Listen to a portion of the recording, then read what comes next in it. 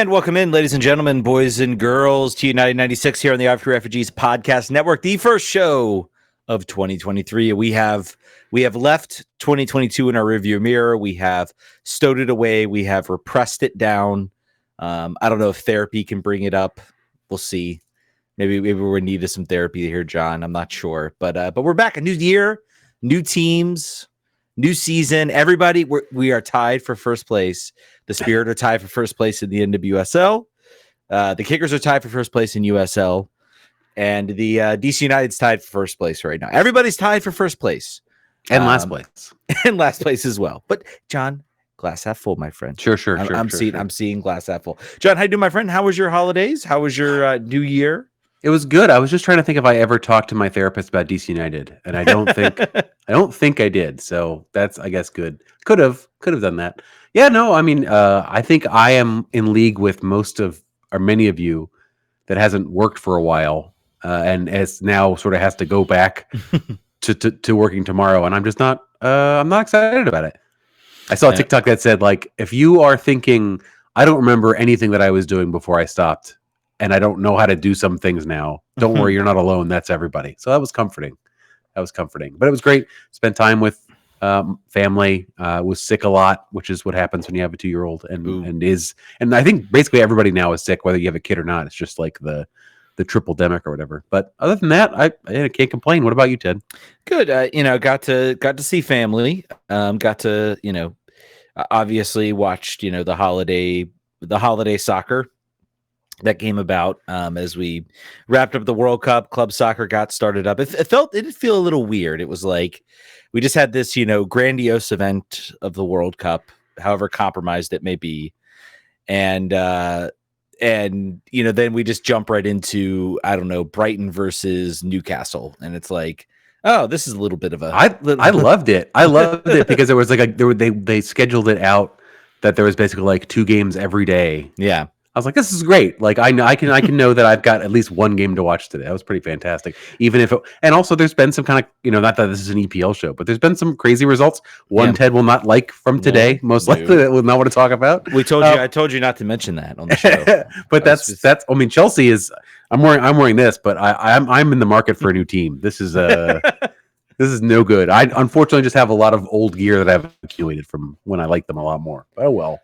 I'm excited for the Bundesliga starting up, I guess, is what I'm most excited for. And that doesn't start up till January 20th. So just crazy amounts of time. But yeah, I mean, other than that, then I got to go, some of the friends of the Red Army hosted a chili. They do it every New Year's. It's been canceled the past 2 years because of COVID. So that was a nice thing to do. I got to catch up with them, got to catch up on some inside news related to the Kickers. So Lots of cool stuff there. Got to see some of those people who I don't normally get to see during the winter. I normally see them once the Kickers games start up. So it was good to see them, good to connect with them. So, and I'm moving, of course, in August. So this was like sort of maybe the last time I will get to do that for at least a little bit. So, good. What's the Lynchburg team again? Is there a Lynchburg? There is a UPSL team, Lynchburg FC. They appear to play during the spring. It's very, very, very much lower minor league. I'm not even sure if it's adult. I really don't know if it's just like college guys that just from the various teams around Lynchburg that kind of form or what it is. But Ted, we both know you will be talking about Lynchburg FC. You will be talking about whoever the rival is. Some Roanoke FC. You'll be talking about. Danville, man, battle. Do not doubt the Lynchburg versus Danville rivalry. No, I'm just fair. See, happening already. But it was a good vacation. I'm ready to jump in, man. I know we'll get into talking about the team. We got the schedule out. We got everything. Crazy. Mm-hmm. Did you say you wanted to switch topics to a new thing? Yes. Yeah. I may have found there's a soundboard integrated into our software. So there also we've talked about this. If you have any cool MP3s that you think would be cool to have on the show, potentially a Dave Johnson, It's in the Net, or any DC United related sound trivia or sound fun, rfkrefugees.com or at Gmail, send them my way. Speaking of Dave Johnson, we didn't have him on the run. We didn't have this on the rundown, but there's room in the offseason. Go crazy. Congratulations, I guess. Congratulations to him, and also sorrow for him in his last stint at WTOP News. I don't know what that opens up for him. I hope this isn't the last we hear from him. I know he'll still have Wizards games. He's still a main fixture as a part of that for the radio. But congratulations to him on a stellar career. We congratulated him on his DC United career, but he's also been a fixture on WTOP. So if you are a super commuter from Stafford, you may or may not listen to WTOP, or used to listen to WTOP all the time, particularly in the mornings when he would come on with us with a sports break. So yeah, they cleared out pretty much all of their longer time talent. He took a buyout along with a whole bunch of other people. So hopefully that's something he wanted and something that's going to work for him. And like you said, can't be the last we've heard of him. He's still vibrant. So hopefully we hear about him in a DC United context pretty soon. And he was mentioned, I think World Soccer Talk put together a list of, commentators that they think should get the Apple deal. And he was listed as one of them. So he's got the time. He may have more time to do that now, right? So maybe that is something that's possible. Yeah, we'll see. Still no word on that. Still no word on what it's okay. It's only January 2nd, Ted. Why in the world would we want to know about the broadcast of a season that starts at the end of next month? So who cares? It's not important. Who cares? All right, let's get into DC United. Let's get into the team we actually talk about. Matthias Klich. I think I still am not sure if I'm getting that close correctly. enough. Until he's signed, you can pronounce it however you want. I think that's the rule. His rumor is still puttering along here. A little bit of a lull, I guess. And I think this is kind of, I feel like we've kind of reached I think we're going to hear soon whether this is happening or this is not happening.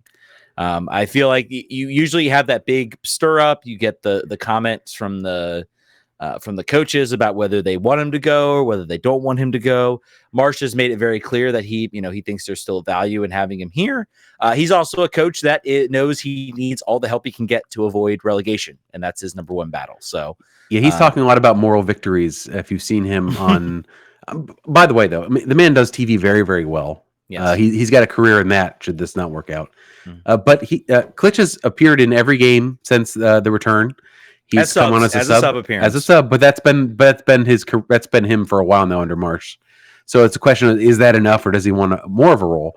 If you happen to watch Klich and Tyler Adams were involved in a very funny moment. I don't know if you saw that kicking the ball away and making who was the player that was getting really mad? I'm trying to remember who it was. I can't remember. Yeah, somebody on Man City made him very mad.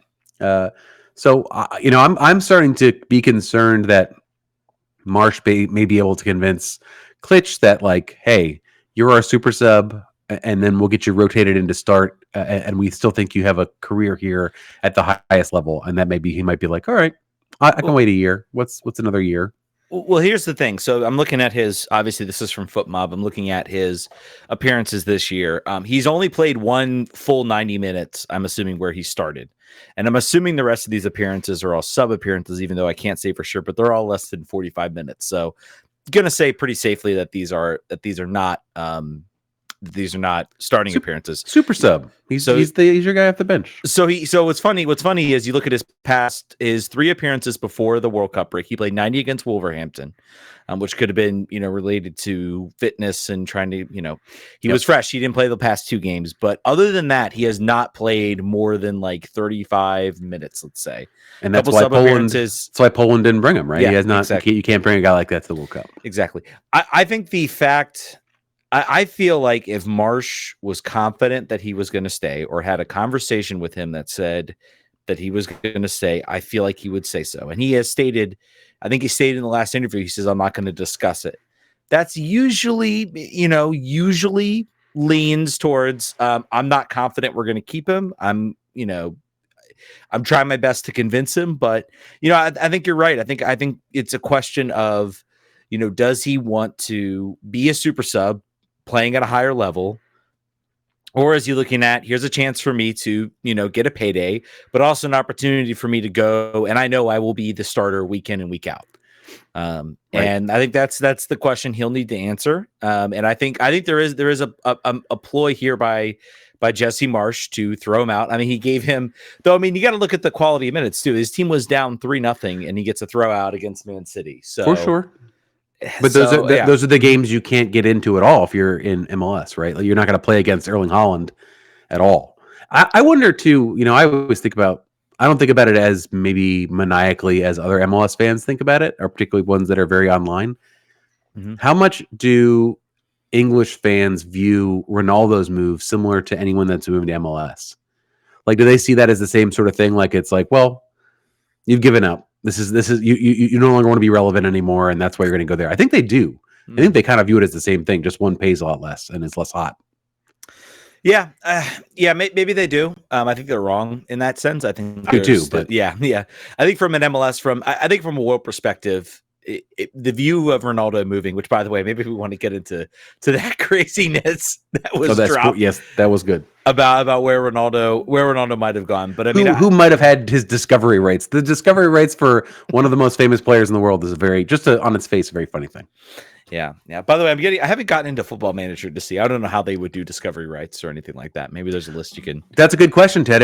I think you might find that out on a future Twitch stream that you may be doing of Football Manager. Is that right? I might be doing. I am working. I have purchased said game. I am looking at DC United right now. I might wait till the January refresh because it's a little odd to have like Brad Smith in the lineup and you've got this like crazy mix of players and everything like that. So speaking of Brad Smith, since we're not going to talk about it anywhere else, Brad Smith is now a member of the Houston Dynamo. So Ben Olsen is collecting his first DC United cast off for his Island Toys in Texas. Not confirmed 100%, but certainly a rumor. Gonna happen, probably. Yeah, gonna happen. But yeah, so I guess back to your original point and your original question. I think some Europe fans probably do see it as a drop off. I think the mood around MLS is changing in a certain sense. I think when you start having talent that starts coming from there, I would hope it's viewed a little bit more. Yes, it is not the quality of, some of the top European leagues, but it is still a very competitive league. I think having European stars like Rooney and Beckham come over there and they talk about in the media, they say it's a lot harder than you give it credit for. There's still, a lot that goes into it. It's certainly not a league you can just kind of pick up your feet and, cruise for the rest of the season. So I think maybe some moods are changing. The move to Saudi Arabia makes no sense. I tried to look like how could you even, not that I would like, I have no interest in watching Cristiano Ronaldo putter around this Saudi Arabian league, but I was curious. I was curious, could you, right? Like, yeah, I was curious. How can I watch these games? And I think like the best I could find was there was like one streaming site, I guess that's owned by Saudi Arabian oligarchs or somebody, where you could actually watch the games worldwide. It's similar to like, I guess, the Apple deal, where it's just like no one wants to watch this on TV. Let's just sell a worldwide media rights deal to this stuff. So I'll be curious. I'll be curious to see what this does. I mean, this is kind of the first sort of marquee move to the Saudi Arabian league, I think, for a player, regardless of what you think of him. He certainly garners attention. So we saw how well that worked for China. So clearly it's going to have a similar level of success.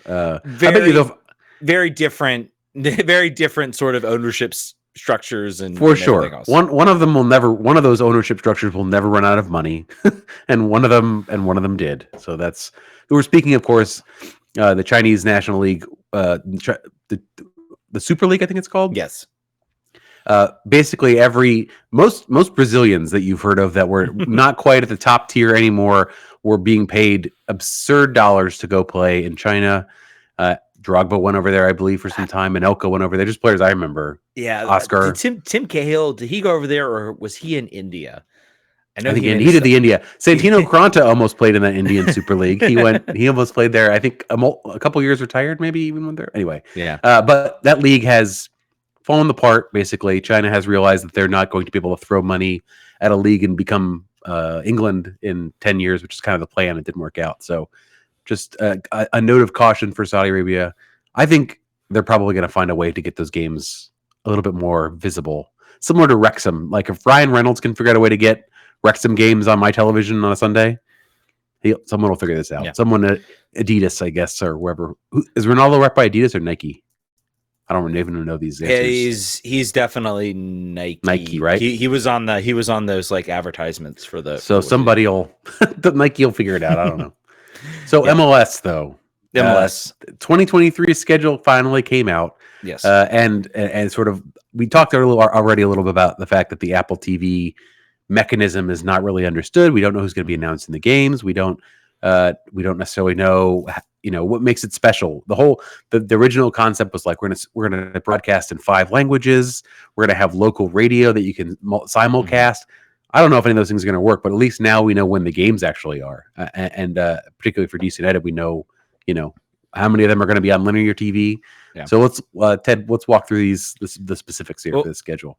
But before you get into that, I do say at said I think chili party cook-off thing I had at my friend's house, I had the opportunity to talk to some people, I guess, since this is sort of after the deal has been announced, and we got to talking about it. And I did, again, small sample size, I did talk to some people. I was a little bit surprised. There were people out there who were longtime DC fans. I mean, the people who support the Kickers, who are part of the Red Army, used to be a part of a group that would drive up for every single DC United game. So huge DC United fans. And I was very surprised that some of them, or at least a couple of them I talked to, had no clue that this whole Apple thing was going down. And they reacted negatively to it. I know one person who used to be a leader sort of in that RVA DCU group, also said he said quite clearly he was not going to buy the TV package for Apple. So I don't know. So some interesting things that maybe colored my perception of this. And I think that's been the reaction across. So just want to drop that in. That was one of the takeaways I had from yesterday. It's always hard to know if you are just way too online or other people are just extremely disconnected. Yeah. It's one of those two. I don't know which one it is, but it's one of those things. Yeah. But of course, the schedule. Let's get into the schedule. Just quick aside I wanted to do. Toronto FC home opener, February 25th. Bundle up. Well, unless it's been like this week, and then don't worry about it. I mean, it might be. Hopefully it'll be like this. If you are looking to catch the team on linear TV, you can watch a grand total of 1 game, which will be on the road against Philadelphia, which you may not want to do considering how that's gone last year. Yeah, hopefully it's better. FS1 will be the where you can watch that game.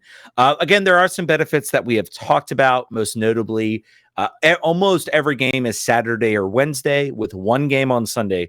We'll get into to an interesting little caveat about that game and where it falls in the schedule. Also, if you have kids and you don't live close to the stadium, screw you. You're never going to go to a game with your kid ever again because that's just crazy. There's no the one Sunday game. Is the Sunday game early start? I think it's still like 7:30. Nope, you're never gonna. Sorry if they're young, you're not going. Sorry, buddy. John had the reaction there, but. Hey, listen, if this were a normal show and a regular in-season show and the chat were hopping, I believe I think that'd have a lot of company on the screw this, particularly the Sunday ones. But yeah, anyway. Notable matches. I highlighted New York Red Bulls and Philly. The Atlantic Cup, the storied Atlantic Cup. I mean, I only had those types of games. I could have highlighted others, but I picked those two. On the road, August 20th. We'll get into that in a minute with the home leg on September 23rd. Philly, we have home on the 26th, and then on the road on the 17th, which we just talked about it. Our cross-conference games were at Dallas, home to LA Galaxy, home to Salt Lake, at Vancouver. So that's travel. Go to the travel for that one. That's a good one. And the next one. And the Gressel at Austin. So some DC connections there. And then home against San Jose. So obviously with the Eastern Conference schedule, it's home and away. So you play each one. So you got to play everybody up and down that standing. The cross conference is where things can get a little interesting. And I will say, maybe we didn't do too bad on the Western Conference games. Austin will be tough. Galaxy maybe will probably be tough. We'll see what happens. Dallas, will be challenging, obviously, on the road there. But, you look at San Jose, they're pretty much about where we are. Vancouver, they may be pretty good, but we'll see. And Salt Lake, who, again, is still, I think, trying to figure out their whole ownership and I guess who wants to spend more money. And they've shown pretty much to spend about what DC spends. So could have been worse. I'll say, on the Ted is just happy we didn't get LAFC on this list, which I agree with. Mm-hmm. I would like to trade, if we could trade out Dallas for Colorado. I would like to make that trade. Don Garber, please do that. Yes. I hope this means that next year you've got away games in LA, Salt Lake, and San Jose. That would be cool. The Left Coast Legion is out there. It's an expensive road game to fly across the country, but it's pretty cool, having done it now a couple of times. So if that's next year. Austin would be cool. Dallas, I have no interest in. Vancouver would be really cool, but also really expensive, I think. I would like a mechanism, I guess, by which MLS could tell us how they decide these cross conference games, or like years out, right? Like if you're not growing, you could theoretically, if not have the dates, at least have the matchups going forward. Well, what I think like the NFL, like I never knew this, but like until I saw some video that popped up on my YouTube and I was bored. But like the NFL like schedules, like, so if you're the division winner for the year, the next year you get all the division winners, I guess, is like your cross conference game. Second gets number 2. I kind of wonder if MLS could do something similar, where you're, maybe if you're the bottom team, you play the 4, who knows. A trip to San Jose, like I just said. That'd be fantastic. Wonderful. That'd be every year. Obviously, if you notice there is one team missing that maybe you would be interested in seeing, Houston is not on this list. The Benelson either return to DC or the road match out there will not be happening. We'll see him in the final, I think, is what you got to say right there. See, if he is there next year, you have to think maybe MLS maybe pushes the scale a little bit to get him down there. I think there'd be no way that Houston does not play at DC if they care at all about anything. Yeah, that's going to happen. Of course, one team obviously that's in the Eastern Conference is Montreal Impact, and guess who was just hired as coach? There will be a former DC United coach returning, and that is Hernan Losada coming to coach the Montreal Impact, a team that is, I think, on a rebuild process. And it was certainly an interesting day when he was hired. And their questions were brought up about his time at DC. He seemed to kind of say, I was a young coach. I maybe made some mistakes. I didn't listen. I'm maybe 2 years older now. I'm so much wiser. We'll see. Different now. Maybe. We'll see. If this just means an end to like vague Instagram posts making fun of DC United, I think it's a victory. So just that he's employed and can stop, he'll have better things to do other than like on the weeks where it's revenge week for him. Good Lord, unfollow him. I think is the best strategy that I can give you. Yeah, but good for him. He got someone else to take a chance on him. I do think his mindset, some of the things he did talk about, could make him a very successful coach. I think he needed to learn maybe a little bit about the politics in certain senses, and you're not going to get the full control maybe that you want in certain. And if you're looking for a franchise where you can have that, I would not go to Montreal. Joey Saputo is not the owner you want to F with, basically. So he better not be going into week 3 like, I said I needed a striker, a midfielder, a center back, and a goalie, but here we are. You better not, or else he's going to be posting weird things on Instagram again. So, Hernan, I hope you learned something. You're going to get Kai Kamara, and you're going to like it. Yeah, that's right. I don't care that he's 43 years old. It doesn't matter. He is eternal. Yeah. One interesting wrinkle. We'll see whether it ends up being an interesting wrinkle where we are watching Decision Day. No Decision Day match for DC. Yeah. They will not be playing because there are 29 teams in the 29, right? Yep. Yeah. 29 teams in the league this year. So there is an odd man out, so to speak, for Decision Day, and that falls to DC United. I love it. I think that is the just punishment for a wooden spoon. It's like, this is not going to be exciting for you. It's not. Sorry, bud. It might be. Who knows? We might be sitting like 8th place, needing some results to happen, which is, with this roster, is probably the best case scenario at this point. They have like a stadium open watch party to see if you can sneak into the 8th spot. Hey man, I hope the whip around show is done by then, because I will be planting myself on that couch to watch that. Obviously, this is a special year, regardless of the results of the season for DC. DC United will be the hosts for the MLS All-Star Game. Audi Field will be hosting it. No opponent announced yet. Last All-Star Game, obviously, Don Garber has done the MLS All-Star versus Liga MX format. Has been the past couple years. Been a pretty fun format. I've enjoyed it, but obviously with the huge tournament coming up, it seems like MLS thinks maybe we can make that sort of the marquee MLS versus League MX, and they look for something else. So we'll see kind of what it'll be. Will it be, a return to more insular MLS All-Star game, MLS versus the world, or will it be another European team? My MLS versus Sunderland. I think we're gonna bring back Portsmouth. I think we could draw maybe a little bit better than that. All right. Leeds. Mateus Klitsch will still be playing for Leeds, and he'll come and be playing in the All-Star game. It'll be curious to see who the All-Star opponent is there for sure. And also, I'm not sure what impact season's ending and who's going to be making the tour around America. I think that's kind of how they pick it, is who's coming, who's going to be in the area, and then they start to negotiate with those teams. So, and what club will be coming to play and beat DC United in the middle of the year that's not been announced yet? There's always one of those. We got the Capital Cup, right? The Capital Cup. That's true. The only thing I'll mention about this, because it is just speculation and his betting and his sort of betting futures. Everton may be the club that comes this summer with their new odds-on favorite coach, Wayne Rooney, if Frank Lampard gets fired. Just something to think about. Just something to bother you as you lay your head on your pillow tonight and think, I'm really excited for this season. Just have that little glimpse of like, what if we had to replace our coach a month before the season? Just have that little.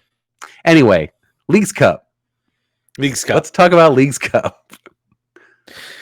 Yeah, so the Leagues Cup will be is the new tournament that is starting between MLS and Liga MX, and I think a lot of people, there's been a lot of collective groaning again amongst DC fans. Also, some other people pointing out you got a lot of games. Something else I didn't put in the rundown too, which I think we should definitely talk about as a potential change to the MLS playoff format. Oh yeah, let's start with Leagues Cup. Leagues Cup right now will run from July 21st to August 19th. I mentioned a potential conflict. Should DC or the New York Red Bulls make a run to the final, yes. The final will be on August 19th. Uh-oh. And DC will be playing the Red Bulls on August 20th. So just cancel that game now. Just cancel it now, because it's for sure going to happen. Oh, for sure going to happen. For sure going to happen. I didn't realize, I had to Google it recently. I didn't realize that everyone makes a Leagues Cup. That's a change too, right? Yeah. So there's DC United will be part of a preliminary round, basically a knockout first round to get into the group stage. We are an unseeded team, which is not that's shocking. where we belong. That's correct. Yes. So so essentially it'll be 42, the top two teams from from either one from MLS and one from Liga MX. So LAFC, and I forget the other team from Liga MX, but LAFC is certainly a part of that. They get a bye to the knockout round, so they get to bypass the group stage. Everybody else gets thrown into a group stage. It makes I think 45 teams, so they're groups of 3. It was meant to preview the World Cup and how the World Cup groups are going to work, and well, that's probably not going to happen now, according to inside sources. So it'll be groups of 3. The big thing about this is MLS. I'm not sure if Liga MX is taking a break, but I know MLS has decided they will take a break, which automatically makes me like this tournament more than previous iterations of it, because I'm like, if you're going to do something like this, you cannot stick this in between two like MLS league games. And we saw what happened with Sporting KC, I think it was against Pachuca, I want to say, or Monterrey. It might have been Monterrey, where they basically said, we have 2 league games. We really just can't afford this. Throw out the kids, and they got walloped really badly. So already I like this better.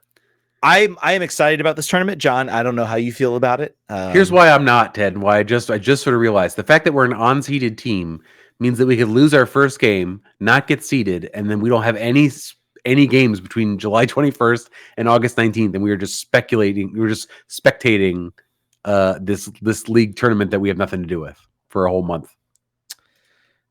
Maybe, right? I mean, no. So it's a group game. So we play 2 games. We would play 2 games in this tournament. So it's groups of 3. You play 2 games. Okay, so I had saw the bones of the groups already, and they basically had 1 remaining spot in each group. That's where they're going to sprinkle in the cannon fodder. Okay, all right. Yeah. Well, then never mind. It's entirely possible that we have 2 games for sure. That here's my question for you, Ted. Mm-hmm. And we don't necessarily, the fact that they did it this way means that you don't have to make this choice, but I'm going to make you make this choice. which are you prioritizing more in all things equal, Leagues Cup or Open Cup? I'm Understanding that this schedule break makes it that's not, but if you had to, if that was different, what would you say? honestly, Leagues Cup. Oh wow, this Yeah. is a man who loves the Open Cup too. I do. I love the Open Cup. This gives you an opportunity. I think this is a opportunity for and maybe it's the fact that we just haven't taken the Open Cup seriously.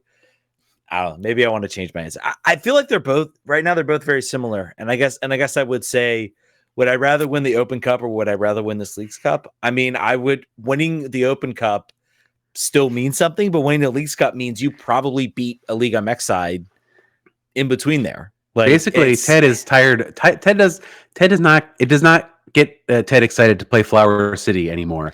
But playing Pachuca, that is unfair. That is sweet. Unfair. I still love the Open Cup. I still love the Open Cup. To me, they are right now. To me, they are on equal footing. The opportunity to play against Liga MX side. This is something new and unique, I guess. And sure. I'm all for uniqueness and newness. And we're about to get into that in a second. Yeah. I would say for me, it's US Open Cup because I think there's no way we could win the Leagues Cup. Fair. But we have seen that a bad team can sneak its way into the final and win silverware. And that's going to be likely our only chance. That's the only reason I'd say that. I'm excited. I am excited to do something new. I was one of the 300 weirdos in RFK Stadium at the Superliga games when those were a thing.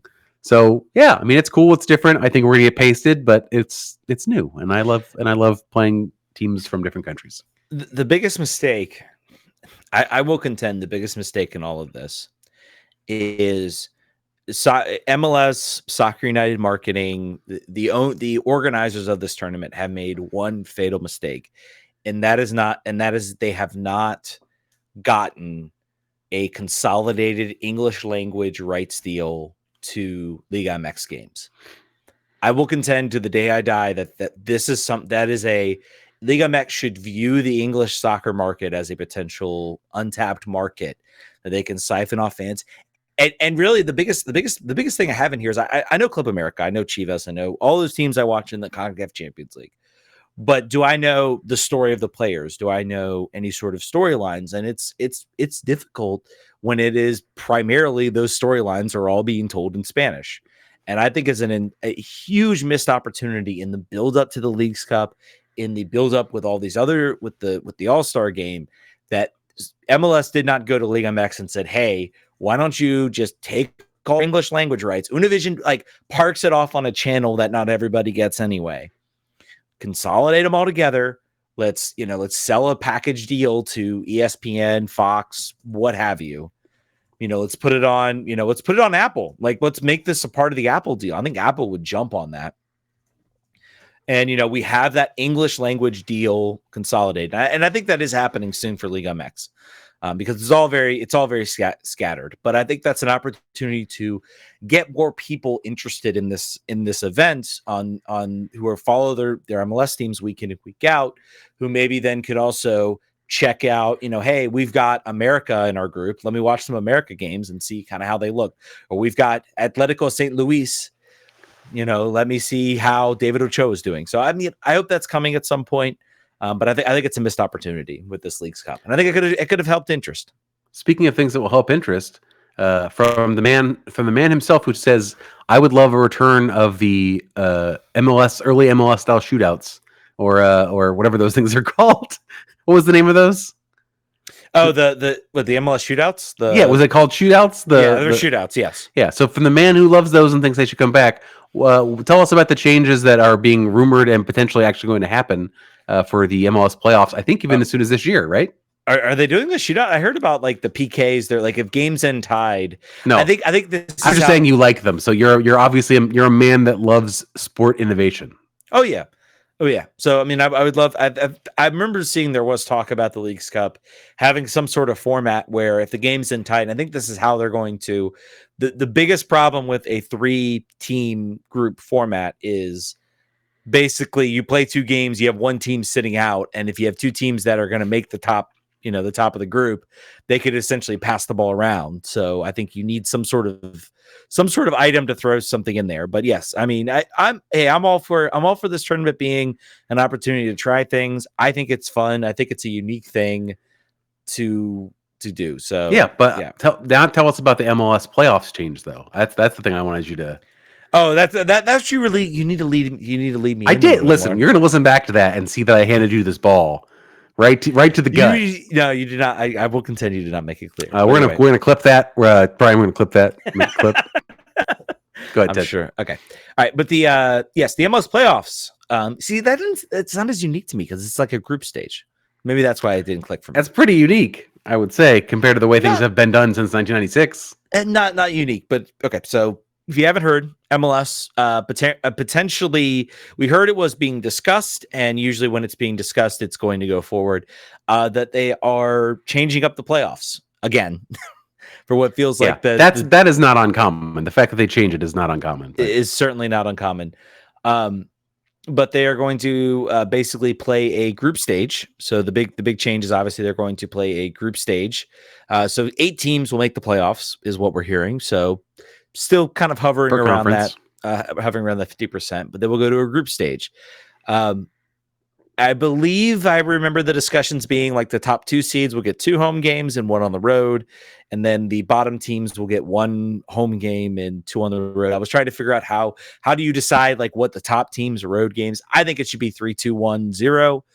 Top team gets all their games at home, and then it goes, 1 down from there. And the DC United spot, the optimal DC United spot of 8 means that they will play no home games at all once they get into the playoffs. Right, but I think there's some owners that still want to sell playoff tickets. So the reasoning behind this, is that Apple TV obviously they want more games. Basically, they want more games on these. It doesn't increase. It increases the amount of games it takes to win a championship.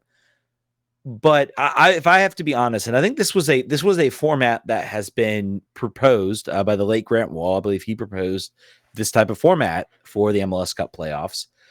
I am actually maybe one of the few people. Everybody was against this. Everybody thinks the MLS Cup playoff format is perfect.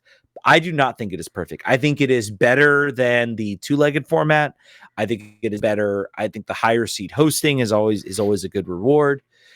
I am of the opinion, though, that it is way too quick. It seems to play like a 34-game regular season, and then you just have to win. If you finish top, you just have to win 2 more games to win your championship. Every single other playoff game, I feel like there is a proportional width. You play in the NHL season, you play a whole bunch of games, and then it takes that many more games to actually win a championship, and you still get an advantage. And I think MLS can actually increase that advantage with what they're doing. So I'm a proponent of this. I mean, look at how like incredible nearly every single World Cup group is. We're going to get potentially some pretty crazy outcomes and scenarios that I think could develop. Now there will be, probably some dud groups. There'll be some groups that'll be decided.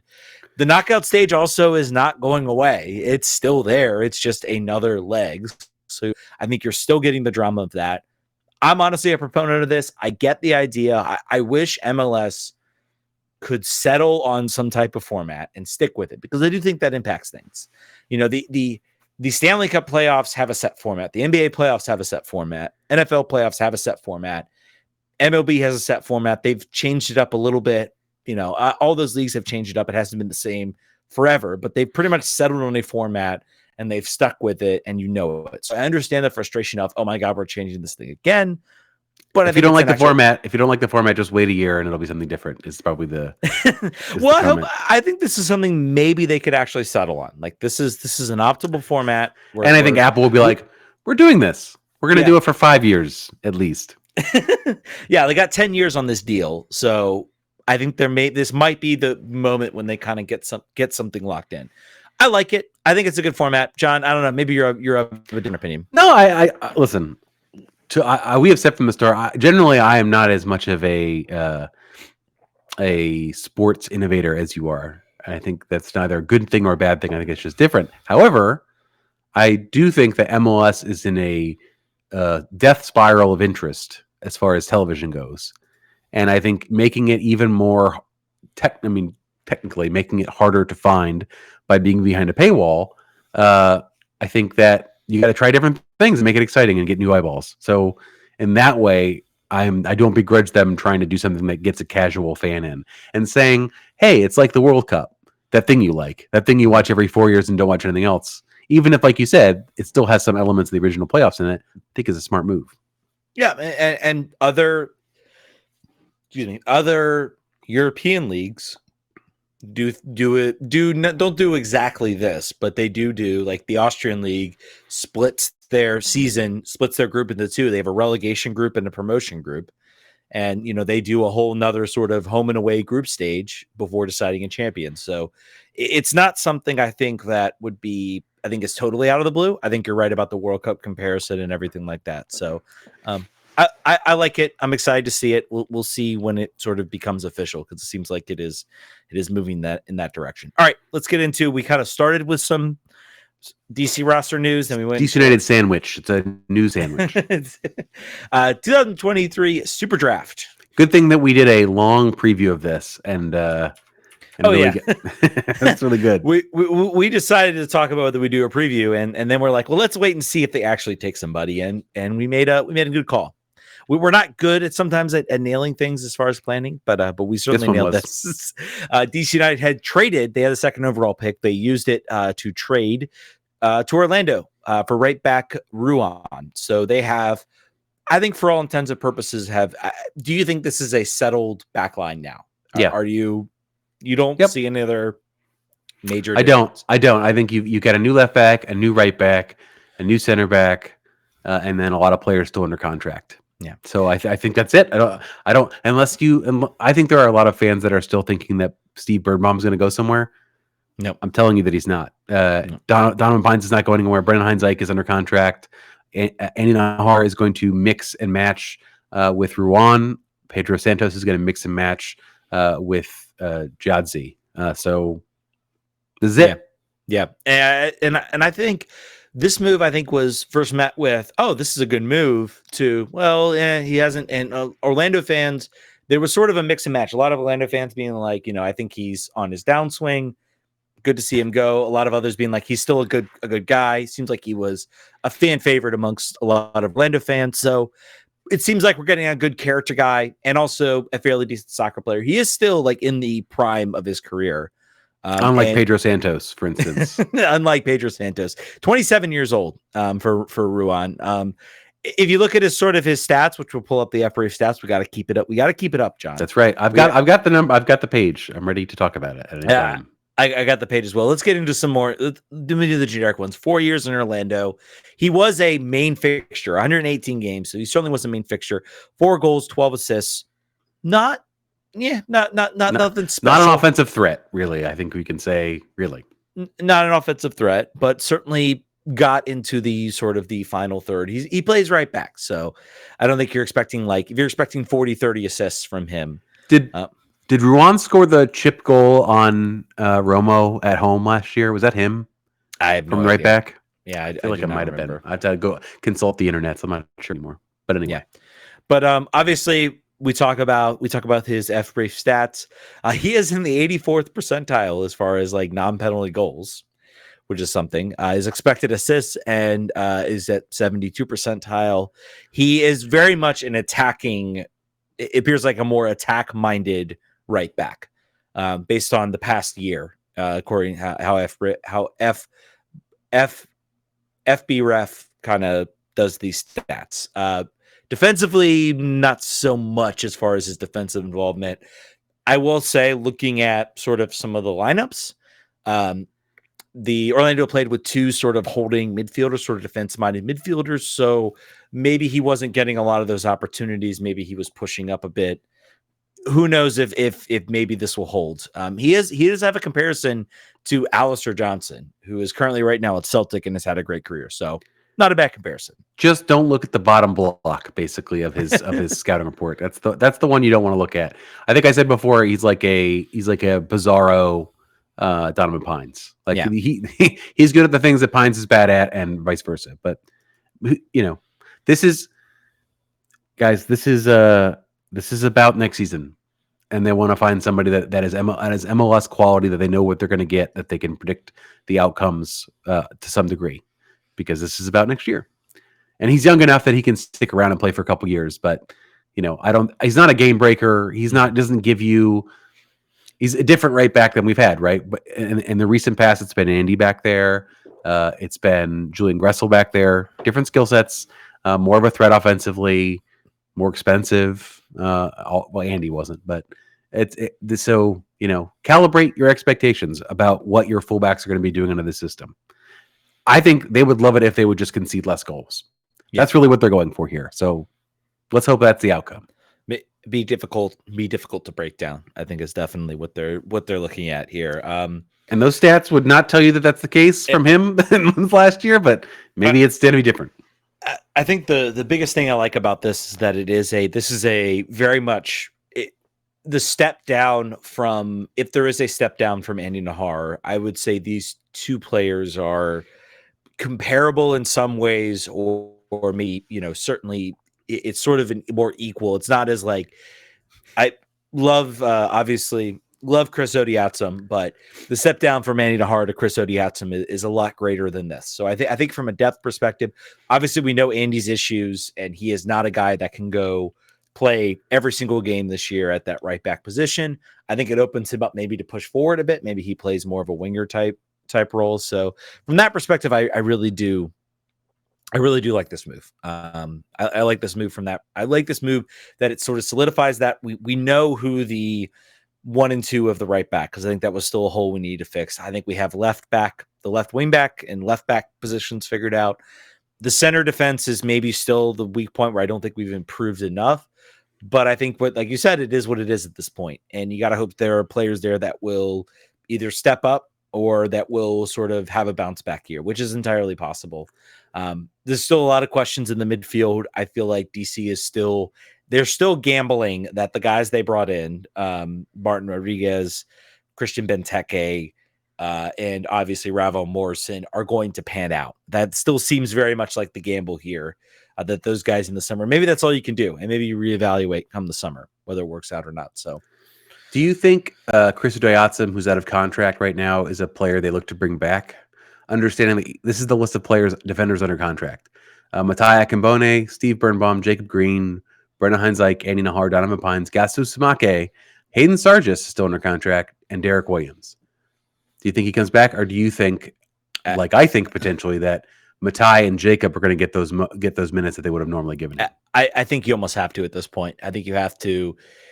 It stinks for Chris. His story is incredible, but he also had his best season, I think, last year that he's had ever for DC United. That's true. So I think he certainly belongs in MLS, even if it was for the worst team in MLS.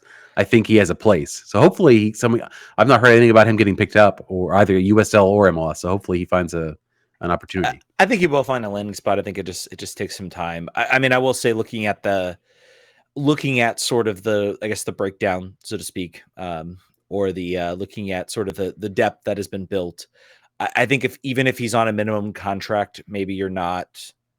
If you're DC, maybe he looks elsewhere. Maybe they offered him the minimum or maybe they offered him a minimum contract or he can go down to USL where he could flourish and get paid a lot more, because there's not the sort of salary cap restrictions that exist in MLS. So Hayden Sargis doing a lot of work on his clothing brand. So if you're wondering what he's getting into this offseason, I am one of those people that looks at players' Instagrams in the offseason and judges them if they're not in the gym. Ravel Morrison finally has gotten in the gym, and now it's serious. Like, he waited until like December 25th, and then he was like, all right, now I'm getting in the gym. Everybody else has been pretty much has been busy. I'm trying to think of this list. The kids have been basically any young DC United player that you've ever heard of is training together. Also, Andy Sullivan and Drew Skendrich are playing with each other, against each other. It's kind of very cool. But I think it's called Next Pro Soccer, I think is the name of the I'll find it somewhere and throw it in the things. If you're looking for, what's Ted Pietro and Griffin Yao's back in town. What are they doing? This is where they're training. So it's kind of cool. By the way, I don't know if we mentioned Drew Skendrich off to Colorado Springs Switchbacks in the USL Championship. So still training in his DC United gear, by the way. Just Hey man, FYI. Yeah, you got the gear. you got it for now. Also, that's like the MLS club, so yeah, you're gonna wear that until Yeah. you're at Colorado practice. Then you'll be like, okay, now I've got this. And there were two. DC United did have two other draft picks, both in rounds 2 and 3. Ben Stitz with the 31st overall pick from Baltimore, Maryland. Maybe they're thinking, we'll see if he can earn a contract. Obviously, with these lower level draft picks, they don't have a contract. They're invited to train, and then they decide whether they want to sign them to a contract or not. Maybe And it's one of usually these going to guys. be a Loudon. Yes, and Aiden Roca. I'm assuming Roca, the other pick. Also, I think a local guy from the area. Yep, from Brookfield area. So they went local with their guys. I think they are looking at guys I think they can bring in, and I think signing local guys also I think does say that, hey, we've got a spot for you here at Loudon, and we think we do like you. We just know you're not ready yet. Why don't you come? You can play at Loudon.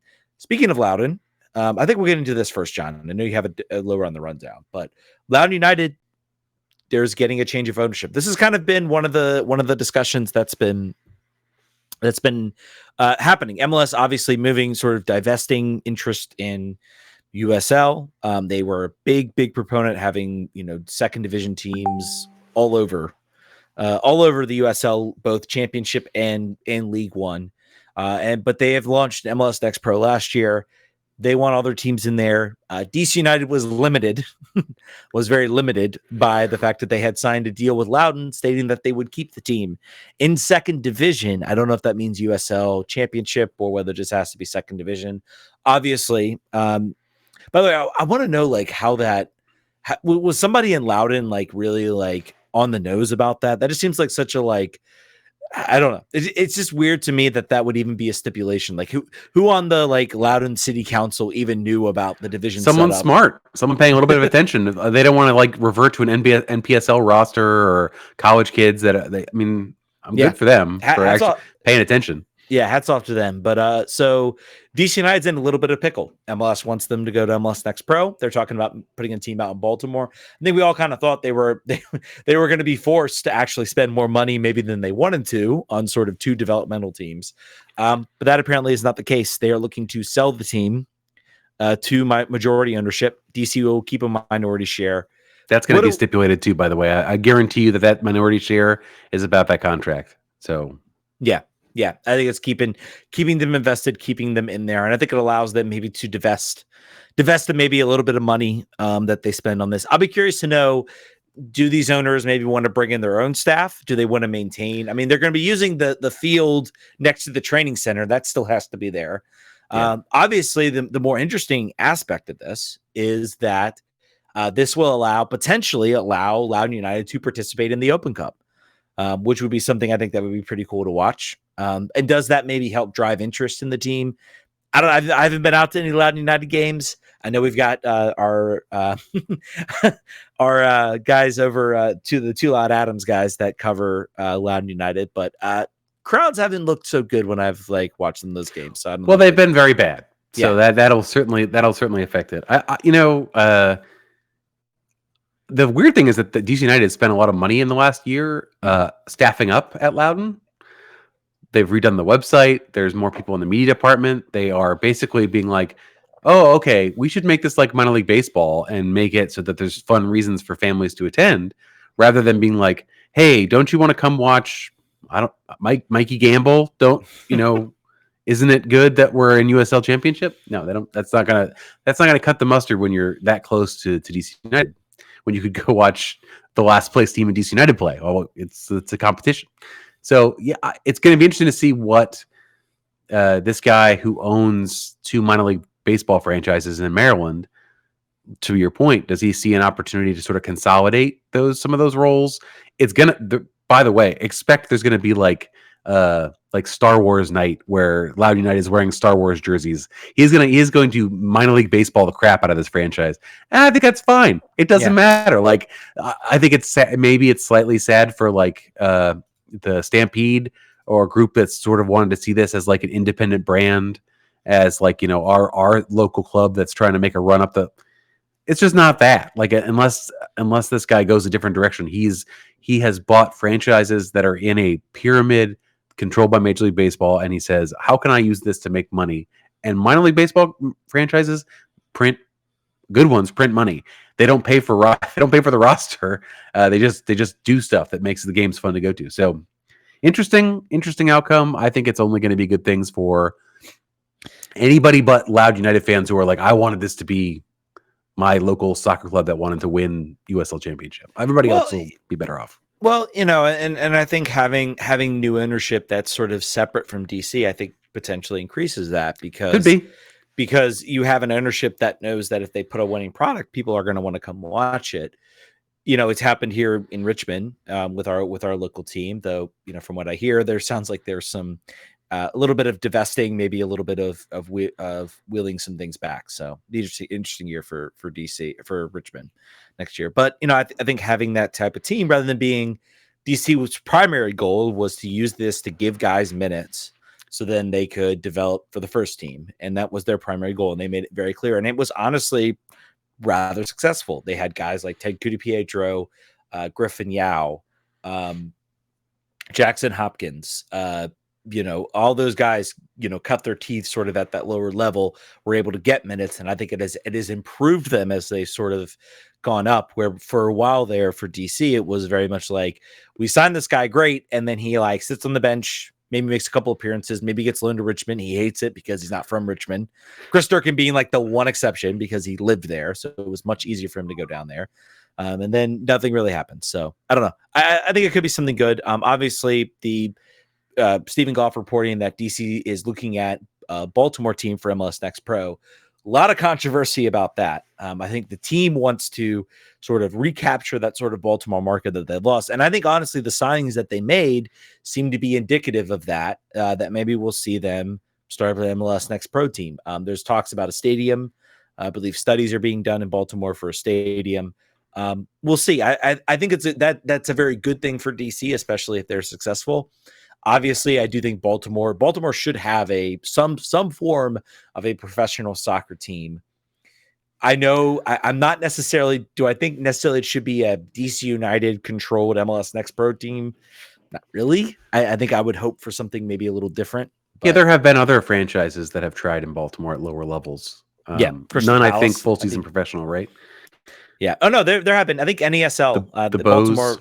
I think it was Crystal Palace, Baltimore or something, and they were in NESL at one point, very, very early on, and it didn't work out. But that's a market you think, that's a team that you think would have some sort of lower division soccer. They've got baseball, they've got football. Like the fact that they do not have at least some form of a professional soccer team, I think is something that to me has always been rather shocking. So.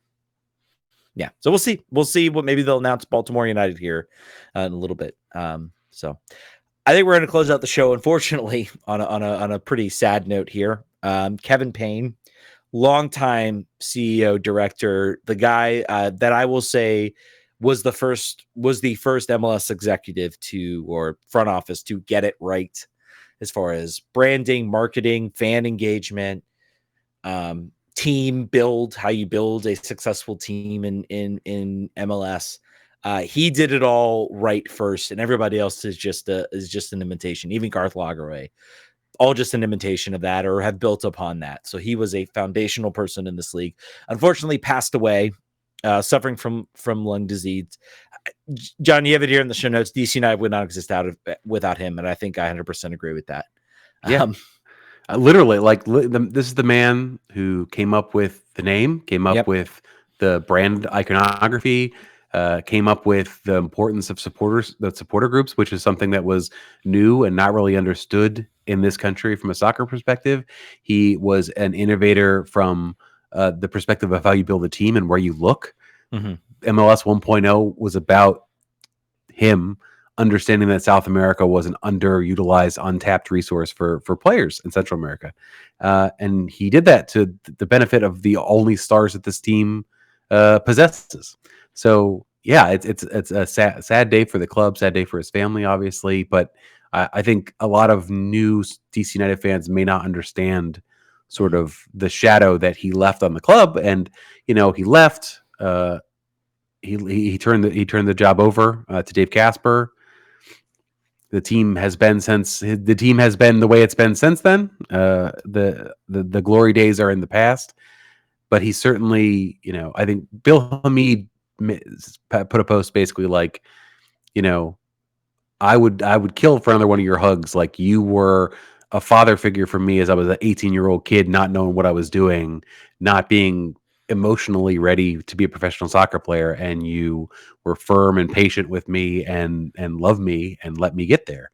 So, like, we don't know how the things are subsequently. You don't know what the players' emotional relationships are with his predecessors, people who followed him, but you just know that everyone, similar to Grant Wall, everyone in the DC United ecosystem who was there in the good days and then sort of there in the middle years where he was still sort of in charge, know that he was important, and he's somebody that will be missed. So Yeah, and I think my favorite story, I guess, I heard about him, and I will say I will not attest to the validity of the validity of this. I read it. I'm fairly certain I read this a while ago, but I think like the first game, like the home opener for DC United, I think there were a lot of South American fans that tried to bring drums into RFK, and now it's just common, it's just accepted.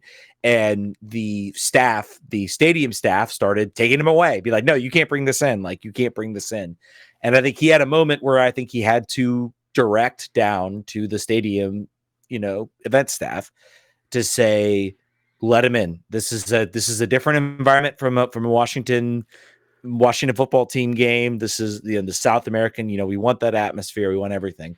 And I think back to that moment and I'm like, if they had somebody else in that role who would have not gotten it, who would have not understood what that meant to sort of building an atmosphere, or not had the vision about what it could be, maybe we wouldn't have had the bouncing stands. We wouldn't have had the atmosphere that we had at those early DC United days, and really that carried on even through very lean times. I don't know if we would have had that. So like that move to me is almost like a butterfly moment where it was like, could have gone a completely different direction, and we would not be sitting here talking about this team because they would have folded by the time they would have moved. Man, they for sure would have moved. I think that was a threat that almost occurred when the stadium situation was going on. But if they didn't have the equity built from their success, it for sure would have happened. Yeah, it's hard to speculate, right? You don't know, but try to think about that drum situation now happening at Audi Field for the first time, and think about sort of what the reaction might be from decision makers about what we're going to let in and what we're not going to let in. And, you could say a lot about the difference between RFK and Audi Field. And one of those things was the desire to build a culture was not going to be about the amenities of the stadium because it was a pit, and you let a lot of things go because you wanted to make that sort of, as Jason Anderson calls it, the CBGB of American sports. But I don't know that would happen now. I don't know that the decision we made at the leadership level, like, let's do the culture thing, even though it might be a little dangerous and it might be a little bit not what we're expecting. I just don't know. Different times, obviously, but and we were, I think, one of the first teams to do that. You go watch some of those early MLS games and look at there isn't the drum, the banging, the stuff that you see in the atmosphere just doesn't exist in those early days. And I think it's hard to look back. And I think a lot of people, who didn't grow up watching the team in those days, even for me, I mean, I was 5 when the team was started. I mean, I thought trains were the coolest thing ever at that point. So I knew the team existed, but I certainly was not a huge fan. But even in some of those, 2003, 2004, we were one of the only teams really bringing an atmosphere week in and week out. So it's really sad to see him go away. He will be missed. I hope there is a plan in place for the team to honor him in some capacity, either for the home opener. I think the fans. I hope the fans. There's a new breed of fans that are coming into DC United supporter. And I hope that is a good thing, because I think it has needed a refresh for a long time. So, yeah, I think that's going to do it. John, I think what's going to do it for this week, unless you have anything else you want to drop in. No, I think we've heard a lot of interesting rumors about their plans to make the stadium a little bit more history acknowledging. So that might be just the kind of thing that we're talking about here. So fingers crossed. Yep. Please, for the love of God, can we get some championship banners? Can we get something? I think that's coming. I think that's coming. Championship wall. Yes, please. All right, that's gonna do it, everybody. We will probably be back next week for a show. I think we're gonna kind of keep the show flow going. If you are listening to the show and you are wondering what's up with Kindred Spirits and the Washington Spirit, we've got an interview with Tara McKeown. Yep. Tara McKeown? Yeah, Thursday in your pod feeds. Make sure you're subscribed to Kindred Spirits, and you'll get that. So we're not doing a Kindred Spirits show. There wasn't a whole lot of news that dropped, but we do have the interview with Tara McKeown. So definitely check that out. Thank you guys so much for listening, and we will catch you guys next week. Vamos.